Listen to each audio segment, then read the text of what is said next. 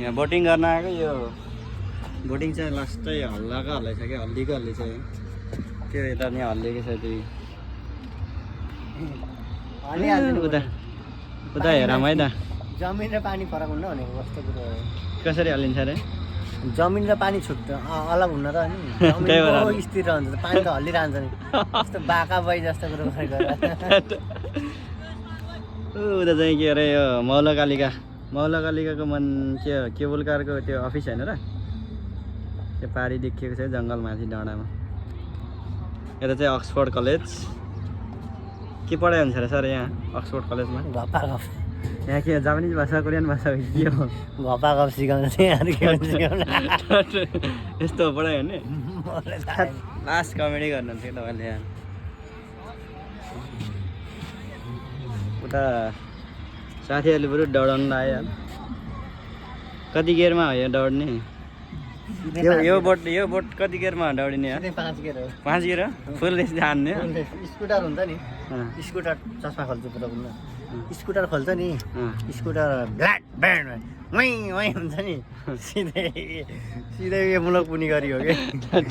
साथीले चाहिँ खतरा खतरा भने यहाँ के रे यो बोट पञ्चर हुन्छ कि हुँदैन पञ्चर त हुन्छ होला नि पञ्चर टायरै हुँदैन यसको कहाँबाट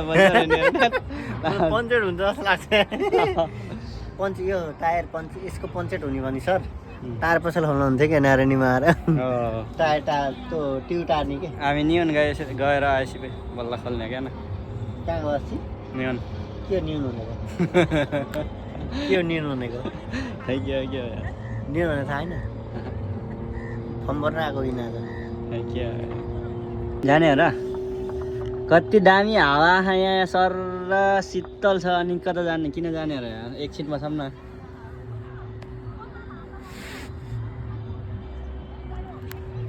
यहाँ चाहिँ एकछिन सुतेर बस्नु पऱ्यो क्या निजाएर मान्छे नै आउँदैन अब के गर्ने अब कता जाने हो र ल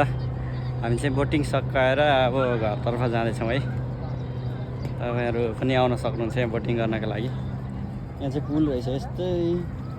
हल्लिया यो भत्किन्ला यो पुल त यता पनि पुरै हल्लिया यहाँ यता जान त पुरै हल्लिरहेछ जाने हो घर जाने हो मामा घर ससुराली जानु तपाईँको रामनगरतिर यहाँ जान्न कता जाने